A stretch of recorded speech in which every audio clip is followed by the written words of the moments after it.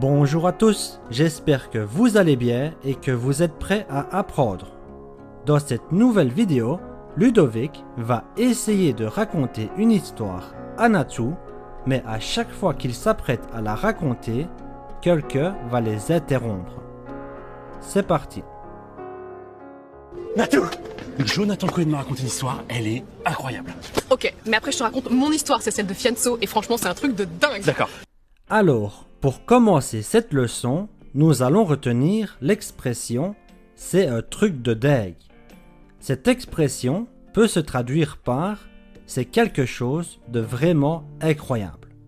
Dans la vidéo, elle parle de l'histoire qu'elle aimerait raconter à son ami Ludovic. Donc, elle aurait pu dire « Crois-moi, l'histoire que je vais te raconter est vraiment incroyable ».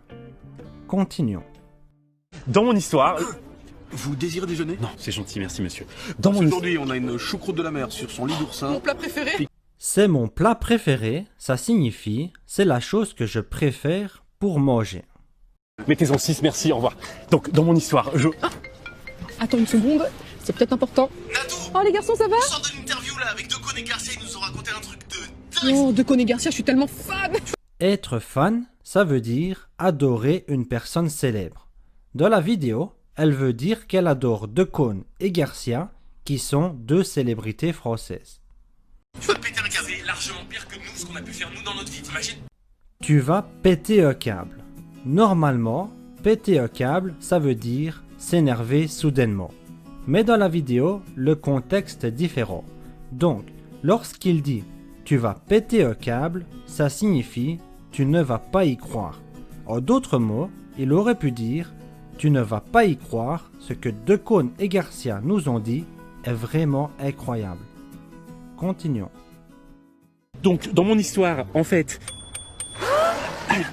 Ça va ou quoi? Ludo me raconte une histoire de ouf apparemment. Ouais, il aimerait bien à commencer, donc si tu peux... Moi pareil, hier j'ai vu Julie Gaillet là, ouais c'est une amie, elle m'a raconté une anecdote mon pote, j'ai pas dormi de la nuit. Alors, dans cette phrase, nous allons retenir deux choses. Tout d'abord, lorsqu'il dit « moi, pareil ».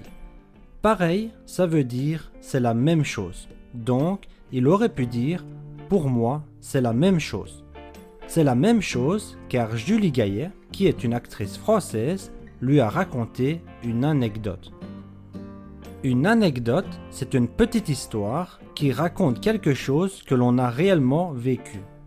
Donc, si on reprend depuis le début, on pourrait également dire « Pour moi, c'est la même chose. Julie Gaillet m'a raconté une petite histoire qu'elle a réellement vécue dans le passé. » Continuons. Oui, il arrive, on t'appelle. Quelqu'un m'appelle? Il arrive, il est juste là, il arrive. Pour ça, tu veux que je parte avec tes signes là? Tu veux que je parte avec tes signes. Faire un signe, ça veut dire bouger les mains ou la tête pour faire comprendre quelque chose à quelqu'un sans parler. En général, on fait des signes pour communiquer discrètement avec une autre personne. Continuons. Mais pas du tout. Pas du tout, tu peux rester. Ok, donc je te disais, dans mon histoire... Oh. Désolé. Bon, fais vite, je dois retrouver Cyprien, c'est une urgence. Fais vite, ça veut dire dépêche-toi, je n'ai pas le temps. Ludovic, t'as 1 minute. J'écoute ton histoire, mais il faut que tu sois court et concis.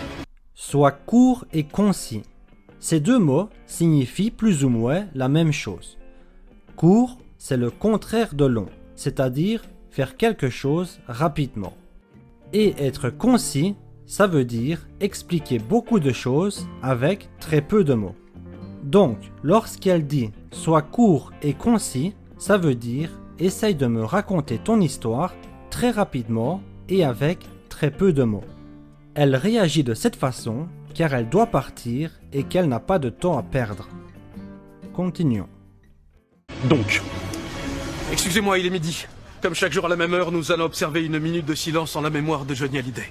Nous allons observer 1 minute de silence, ça veut dire nous allons arrêter de parler pendant 1 minute pour rendre hommage à ce chanteur qui est décédé. Il nous manque tellement. Johnny, moi je vous... Mon histoire. Voilà, nous avons appris quelques nouveaux mots dans cette leçon. Et maintenant, nous allons voir si vous parviendrez à vous rappeler de quelques-uns d'entre eux. Voici 3 questions pour tester vos connaissances.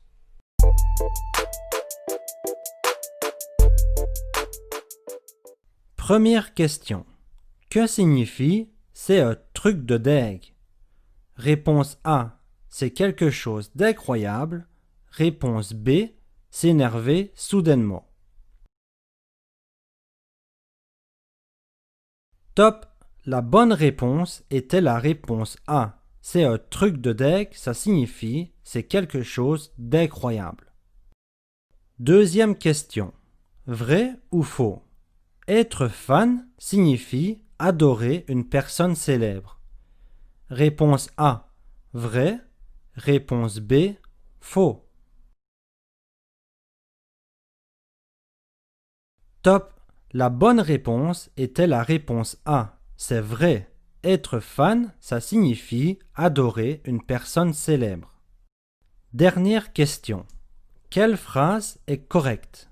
Réponse A. Elle m'a raconté une anecdote car elle n'a pas le temps. Réponse B.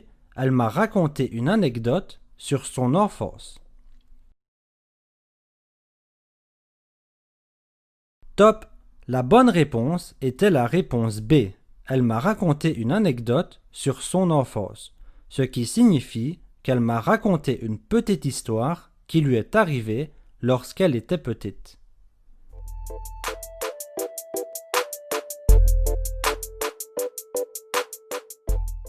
Voilà, c'est terminé pour cette leçon. J'espère que vous avez apprécié. Dans tous les cas, n'hésitez pas à laisser un commentaire pour nous faire part de votre opinion. Si vous aimez notre travail et notre façon d'enseigner, vous pouvez vous abonner à notre chaîne afin de pouvoir recevoir une nouvelle vidéo chaque semaine. N'oubliez pas de pratiquer un peu chaque jour. Moi je vous dis à très bientôt et en attendant, prenez soin de vous.